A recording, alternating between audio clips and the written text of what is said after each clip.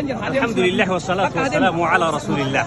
نحن اليوم في تجوالنا أثناء الدعوة بهذا الأخ الذي اعتنق الإسلام قبل آنفا، وقد أغرق جل عمره ل25 عاما في خدمة البروتستانتية، ولم يزل يضلل الناس، واليوم اعتنق الإسلام. سبحان الله، والله يهدي من يشاء إلى صراط مستقيم. وكان يخدم أيضا في خدمته تلك 41 كنيسة تحت سيطرته وتحت رياسته، واليوم إن شاء الله هداه الله إلى الصراط المستقيم.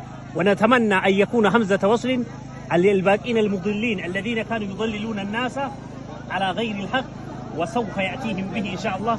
ونتمنى أن تكون له هذه كوصية، فإن شاء الله سوف ترون ما هو يفعل وما يقوم به في إعزاز هذا الدين الحنيف.